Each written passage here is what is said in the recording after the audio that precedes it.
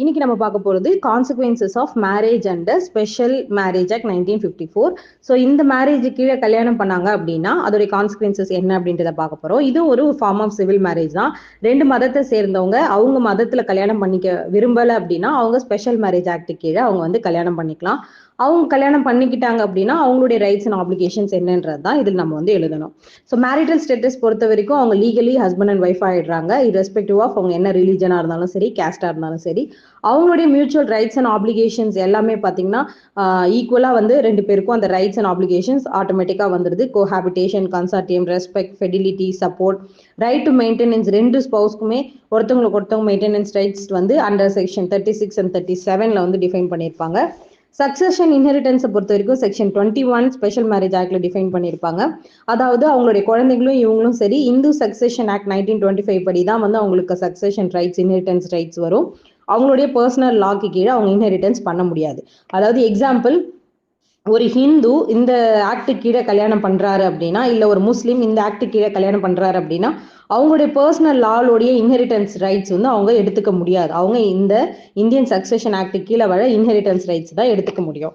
அதுக்கப்புறம் legitimacy of children வந்து section 26 define பண்ணியிருப்பாங்க. இது உங்களை மூலியமா பிறக்கிற இந்த கல்யாணம் ஆகி இவங்களுக்கு பிறக்கிற குழந்தைகள் வந்து லெஜிட்டிமேட் சைல்டு அப்படின்னு சொல்லுவாங்க. ஈவன் அவங்க மேரேஜ் வந்து லேட்டரா வாய்டுன்னு டிக்ளேர் பண்ணா கூட அவங்க குழந்தைங்களுக்கு ஃபுல் ரைட்ஸ் வந்து ப்ராப்பர்ட்டி இன்ஹெரிட் பண்றதுக்கு கிடைக்கும்.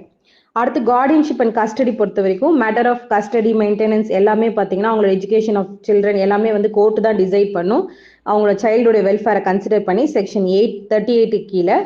அதுக்கப்புறம் டிவோர்ஸ் அண்ட் ஜுடிஷியல் செப்பரேஷன்ஸ் எல்லாமே பார்த்தோம்னா ஜுடிஷியல் செப்பரேஷன் வந்து 23லையும், டிவோர்ஸ் வந்து 27 to 2030லையும் வந்து டிஃபைன் பண்ணியிருப்பாங்க. ரெஸ்டிடியூஷன் ஆஃப் கான்ஜுகல் ரைட்ஸ் வந்து செக்ஷன் 22ல டிஃபைன் பண்ணியிருப்பாங்க. நார்மலாக டைவர்ஸ்க்கு என்ன கிரவுண்ட்ஸ் இருக்கோ அது எல்லாமே இதுக்கும் அப்ளை ஆகும். ரெஜிஸ்ட்ரேஷன் அண்ட் பப்ளிக் ரெக்கார்ட் பொறுத்த வரைக்கும் மேரேஜ் ஆஃபீஸருக்கு முன்னாடி இவங்க கல்யாணம் பண்ணிப்பாங்க. ஸோ அவங்களுடைய சர்டிஃபிகேட் தான் வந்து ஒரு கன்க்ளூசிவ் ப்ரூஃப் ஆஃப் எவிடன்ஸாக வந்து சர்வ் ஆகும். எஃபெக்ட்ஸ் ஆஃப் பர்சனல் லா, அதாவது இந்த மூலியமா கல்யாணம் பண்ணிக்கிட்டாங்கன்னா அவங்களோட சக்சஷன் ஆகட்டும், டிவோர்ஸ் ஆகட்டும், மெயின்டெனன்ஸ் ஆகணும், கார்டியன்ஷிப் எல்லாமே வந்து பர்சனல் லாவுக்கு கீழே வராது. எல்லாமே இந்தியன் சக்சஷன் ஆக்ட் கீழே தான் வரும். ஸோ அதுக்காக இவங்க வந்து கன்வெர்ட் ஆகணும்னு அவசியம் கிடையாது. ஒருவேளை அந்த மேரேஜ் ஆஃபீஸருக்கு முன்னாடி இவங்க ஃபால்ஸாக ஏதாவது டிக்ளேர் பண்ணுறாங்க அப்படின்னா அது வந்து பனிஷபிள் அண்டர் செக்ஷன் 43 to 45.